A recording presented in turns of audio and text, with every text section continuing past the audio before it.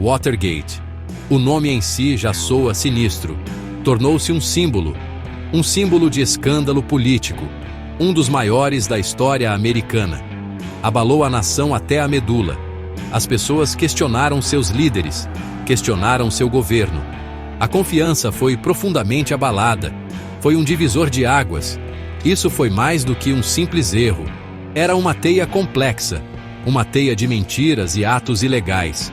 Alcançou o cargo mais alto do país, o gabinete do presidente dos Estados Unidos. Richard Nixon era esse presidente. Sua presidência ficaria marcada para sempre. Marcada por este capítulo sombrio e extenso. Uma sombra pairou sobre a Casa Branca. A história de Watergate é fascinante. Tem todos os elementos de um thriller político. Operações secretas foram planejadas nas sombras. Fontes anônimas sussurravam pistas vitais. Jornalistas corajosos buscaram a verdade incansavelmente. Batalhas tensas nos tribunais prenderam a atenção da nação. O que estava em jogo era incrivelmente alto. O próprio futuro da democracia americana parecia incerto. Foi um teste profundo para o sistema.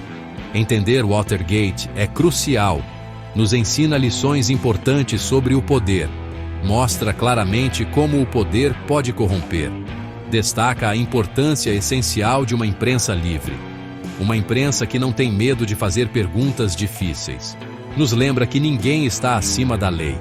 Nem mesmo o presidente dos Estados Unidos. Esta história ainda é muito importante hoje. Suas lições são atemporais e universais. Tudo começou discretamente, quase completamente despercebido pelo grande público. A data era 17 de junho de 1972. Uma noite de sábado em Washington, D.C., 5 homens foram presos pela polícia. Foram encontrados dentro de um prédio de escritórios. O complexo Watergate era o seu nome. Especificamente, estavam na sede do Comitê Nacional Democrata. Estes não eram ladrões comuns, de jeito nenhum. Sua missão era muito mais sinistra. Esses homens usavam ternos, carregavam equipamento fotográfico caro, também tinham dispositivos de vigilância eletrônica e walkie-talkie sofisticados para comunicação.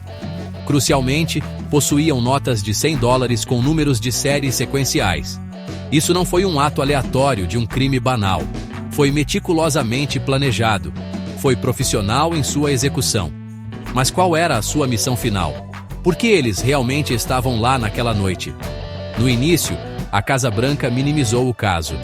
Publicamente, chamaram de uma tentativa de roubo de terceira categoria. Insistiram que não tinha nenhuma ligação com eles. O próprio presidente Nixon negou qualquer envolvimento da Casa Branca. Muitas pessoas inicialmente acreditaram nessas negações. O incidente parecia menor, quase insignificante. Apenas uma pequena história de crime estranha no noticiário. Poucos conseguiam ver a tempestade que se formava. Uma tempestade que engoliria a presidência. Mas algumas pessoas ficaram imediatamente desconfiadas. Por que tentar grampear os escritórios dos democratas? A eleição presidencial ainda estava a meses de distância. Nixon estava popular nas pesquisas. Era amplamente esperado que ele ganhasse a reeleição facilmente. Os invasores tinham ligações claras, logo se descobriu. Ligações com o Comitê de Campanha de Reeleição de Nixon. O Comitê para Reeleger o Presidente, conhecido como CREEP. Essa conexão foi o primeiro fio. Um fio que eventualmente desvendaria tudo. 2 jovens repórteres foram designados para a matéria.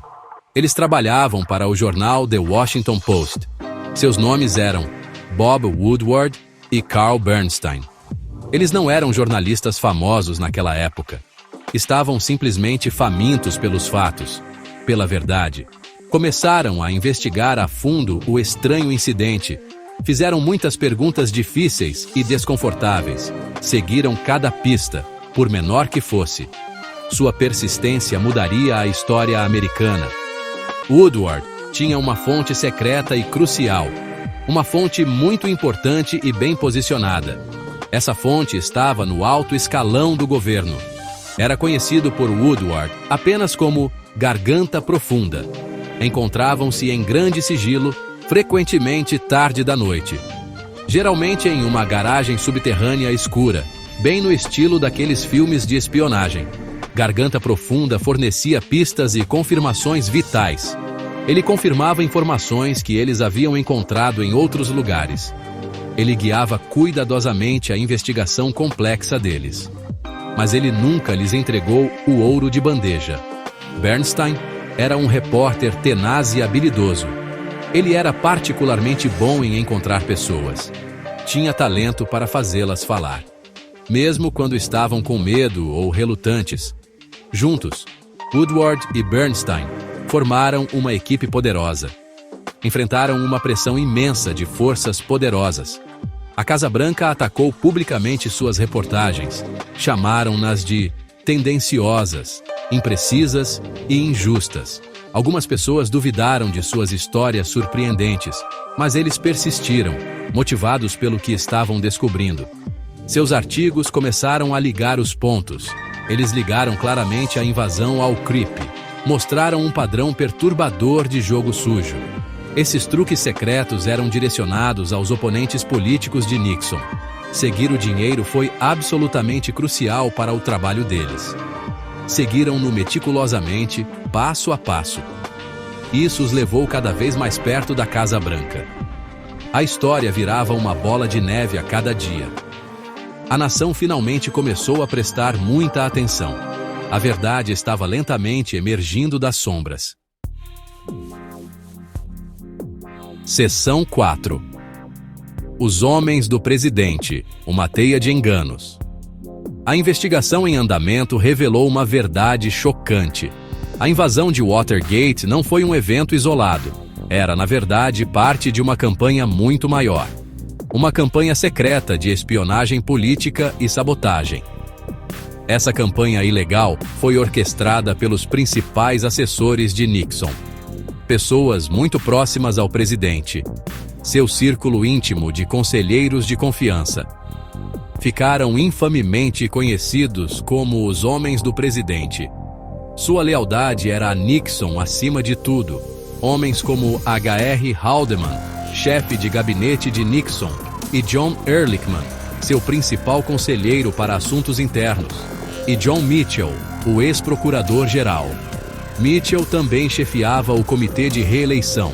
Eram figuras extremamente poderosas em Washington. Descobriu-se que estavam profundamente envolvidos no acobertamento. Tentaram ativamente obstruir o curso da justiça. Mentiram para investigadores e para grandes júris. Autorizaram pagamentos de dinheiro para comprar o silêncio dos invasores. Queriam proteger o presidente e a si mesmos. O objetivo final era garantir a reeleição de Nixon. Pareciam acreditar que os fins justificavam os meios. Criaram uma lista de inimigos com ameaças percebidas.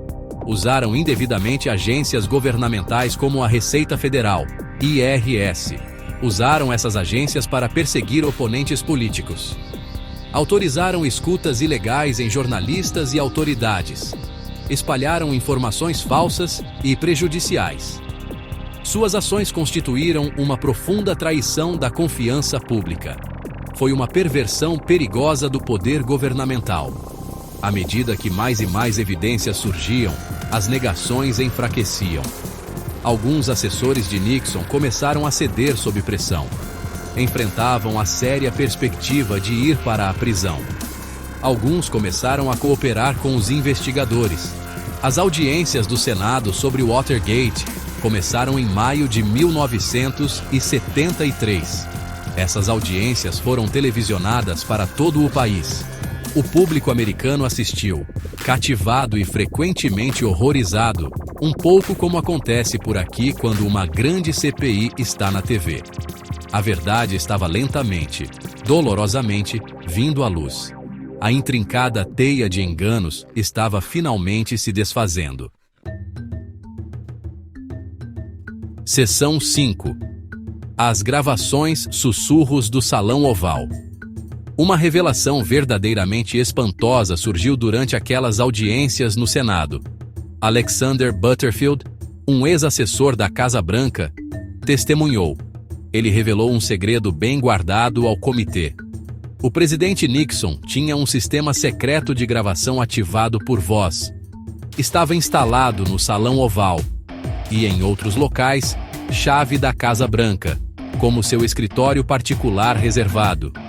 Gravava automaticamente todas as suas conversas. Essa notícia caiu como uma bomba em Washington. A existência dessas gravações mudou tudo. Essas gravações imediatamente se tornaram o novo foco da investigação. Quase certamente continham a chave para a verdade. O que o presidente Nixon sabia sobre a invasão e o acobertamento. E, crucialmente, quando ele soube, os investigadores queriam desesperadamente acesso a essas gravações. O promotor especial, Archibald Cox, as exigiu formalmente. Nixon se recusou a cumprir a intimação. Ele alegou privilégio executivo para proteger as gravações. Argumentou que divulgar as gravações prejudicaria a segurança nacional. Uma grande crise constitucional começou a se desenhar no horizonte. A intensa batalha pelas gravações foi até as últimas consequências. Chegou à Suprema Corte dos Estados Unidos. Nixon lutou arduamente para mantê-las em segredo. Sua resistência deixou as pessoas ainda mais desconfiadas. O que exatamente ele estava tentando esconder tão desesperadamente? Em julho de 1974, a Suprema Corte emitiu sua decisão. Foi unânime. Nixon tinha que entregar as gravações. Foi um golpe duro e decisivo para o presidente. Suas opções legais e políticas estavam se esgotando rapidamente. O cerco estava se fechando contra ele. Quando as gravações foram finalmente divulgadas, algumas eram incriminadoras. Uma gravação em particular foi a prova cabal. Foi gravada apenas 6 dias após a invasão de Watergate. Mostrava claramente Nixon ordenando um acobertamento. Ele disse a seus assessores para usarem a CIA.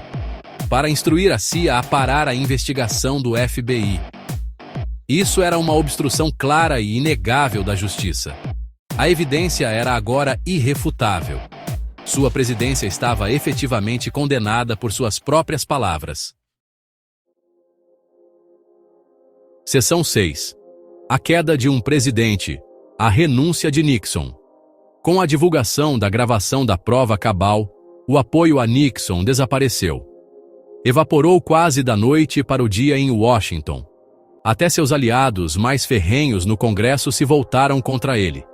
A evidência de seu envolvimento era forte demais. O impeachment pela Câmara dos Representantes era agora certo. O Comitê Judiciário da Câmara aprovou os artigos de impeachment. Por obstrução da justiça, um crime grave. Por abuso de poder presidencial. E por desacato ao Congresso por desafiar intimações.